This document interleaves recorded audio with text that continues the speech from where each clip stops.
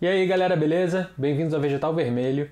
No último vídeo a gente discutiu o que é uma estrutura. Se você não viu, vai lá e vê. Eu acho que agora a gente está mais pronto para ter um debate se, quando a gente reproduz alguma coisa, se isso é uma culpa do indivíduo ou se é uma questão coletiva. O desmatamento é culpa de quem come carne?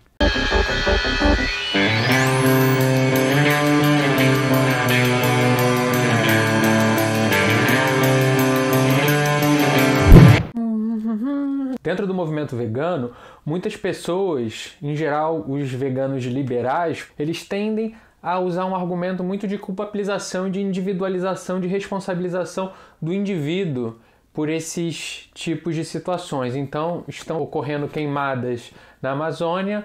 O agronegócio, então, ele é o principal responsável por essas queimadas. O agronegócio produz, cria gado, bois, para alimentar as pessoas que comem carne. Então, obviamente, uma conclusão genial, super esperta. Nossa, nunca tinha parado para pensar nisso antes, né? Então, a culpa é de quem? A culpa é dos indivíduos que comem carne. Mas, à luz dessa teoria que a gente debateu no outro vídeo, do que é uma estrutura, retomando brevemente que a estrutura ela não é algo material dado nas próprias coisas, mas ela é uma estrutura coletiva formal que pré-existe aos indivíduos e que determinam a visão de mundo deles na medida em que algo que aparece na minha frente não é algo em si mesmo dado, esse algo que aparece na minha frente, ele só tem um sentido na medida em que eu projeto essa estrutura, eu olho para ele. Uma pessoa, para falar de racismo, uma pessoa só é tida como de uma determinada raça na medida em que a gente tem esse conceito de raça, que não é um conceito biológico, materialmente dado, evidente nos próprios corpos, mas ele é uma construção. Para eu racializar uma pessoa, é preciso que eu tenha essa estrutura de raça incutida na minha cabeça, que é uma estrutura formal, coletiva, partilhada. Então, quando a gente vai pensar na questão do desmatamento e na culpabilização dos indivíduos que comem carne, a gente tem que pensar que o especismo é uma estrutura coletiva também. Quando a gente nasce, a gente é convencido pelos aparelhos ideológicos que querem reproduzir essa estrutura que o agro é pop, que isso é bom para a nossa economia e, mais do que isso, que o nosso corpo ele não é capaz de viver sem consumir carne. Eu tô morrendo. Não, tô ótimo. Quando acabar esse confinamento eu vou correr mais umas meia maratonas aí, de repente eu corro uma maratona, eu tô tranquilão aqui. Mas as pessoas tendem a dizer que se você ficar sem comer carne, você vai ficar decrépito, você vai ficar com a pele ruim, o seu cabelo vai cair. Ó, o meu cabelo já caiu antes de eu virar vegana, só pra deixar claro, tá? Eu já sou careca raiz. Mas então, o que eu quero dizer é que a nossa alimentação ela é uma construção. Quando a gente nasce, já tem uma série de receitas e arcabouços culinários que são questões históricas que tem a ver com como a nossa sociedade se constrói.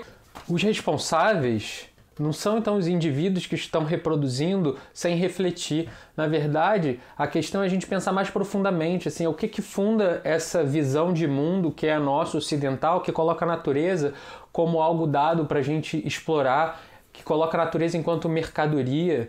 E quem é que reproduz isso?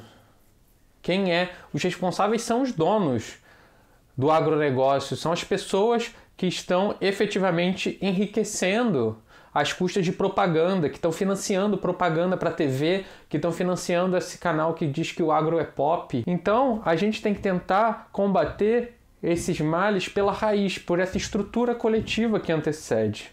O nosso paladar, ele é capaz de se transformar. A gente consegue se organizar de outra forma, a gente consegue se alimentar de outra forma. O nosso paladar, ele é colonizado.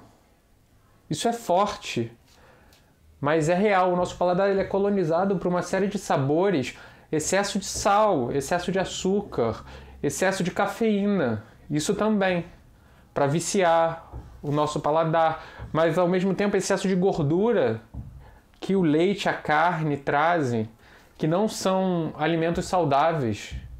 Carne, leite, ovos não são alimentos saudáveis. Isso é mascarado da gente. As pessoas querem convencer a gente de que isso é saudável.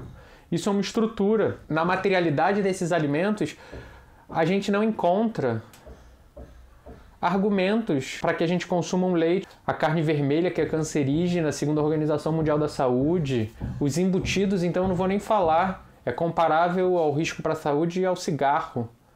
E a gente não sabe disso. E um senso comum, por exemplo, vai olhar com repulsa para quem fuma, enquanto está com um bacon na boca, sendo que um é tão cancerígeno quanto o outro. Então é muito óbvio a gente perceber que isso é uma estrutura que não está no bacon, e não está no cigarro, e não está no café, é uma construção que vem com justificativas ideológicas que se repetem. A gente tem que entender que a gente é capaz de existir de outra forma. Nós reproduzimos uma estrutura que antecede a nossa individualidade. Eu estou aqui falando em português, uma língua que já existia antes de eu nascer. Mas ao mesmo tempo eu, enquanto um indivíduo, eu atualizo essa língua e eu trago novas questões para ela. E para que essa estrutura se modifique, é preciso que vários indivíduos modifiquem ela, mas nunca é um dever, uma culpa de apenas um indivíduo. É sempre um trabalho coletivo, de muitas pessoas juntas.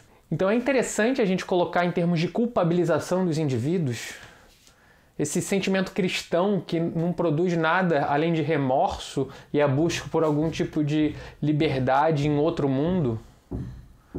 A gente tem que lutar pela liberdade nesse mundo aqui agora, esse mundo que nós estamos construindo e que nós estamos atualizando as estruturas.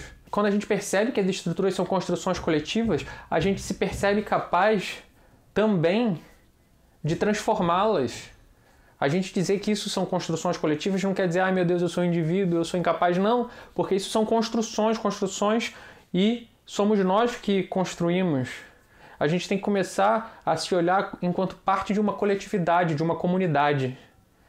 E não enquanto indivíduos autônomos que temos e que vamos maximizar os nossos desejos individuais. Logo, não. Primeiro a gente tem que olhar para o coletivo antes do indivíduo, porque esse coletivo, essa alteridade, esse outro que está fora de nós, que determina a nossa própria singularidade. A nossa singularidade se dá nesse ponto, nesse local de interseções de várias lutas, de várias histórias, de várias situações que a gente se encontra em interseção, dos encontros que a gente teve com pessoas diferentes, com histórias diferentes, da língua que a gente fala, do lugar de classe que a gente ocupa, do lugar étnico, social, político, o que está sendo reproduzido na nossa família. A gente é uma interseção de várias coletividades, de várias alteridades. E no interior desse nó, de vários encontros, se dá uma singularidade. Para que eu tenha uma digital única, é preciso que haja algo como o corpo humano. Que as pessoas tenham uma estrutura comum, um rosto, cabeça, mãos, um dedo, 5 dedos. Mas para que haja essa digital única, é preciso que haja algo como a espécie humana, uma totalidade relativa que se conjuga e faz com que eu possa existir aqui no interior dessa singularidade com essa digital única. Só existe uma digital única no interior de uma pluralidade que é a espécie humana. Isso é só um exemplo para mostrar como essa coletividade determina a singularidade. E não a singularidade vem como primeiro. Isso é uma forma da gente romper com toda a lógica e argumentação neoliberal desde a raiz, que parte sempre da primazia do indivíduo. Então a nossa luta enquanto indivíduos, atravessados por essa coletividade que nos antecede, pode ser a de escolher não fazer parte disso e fazer com que essas estruturas se tornem inoperantes. A gente pode criar comunidades que tornam inoperantes essas estruturas coletivas, o carnismo. É a gente lutar para que comunitariamente a gente torne inoperante isso. E não dizer, a culpa é sua, a culpa é sua, a culpa é sua, a culpa é sua. Isso é uma argumentação do veganismo liberal, que vai partir do indivíduo, que de atos individuais, não. A gente tem que partir de uma luta coletiva sempre. Eu, então, vos convoco, caros amigos, colegas, companheiros, amigas, colegas, companheiras, amigues, colegas, companheiros, a tornar inoperante esse mundo que é o nosso. Partiu? Considere o veganismo, mas que ele seja popular, anticapitalista e interseccional.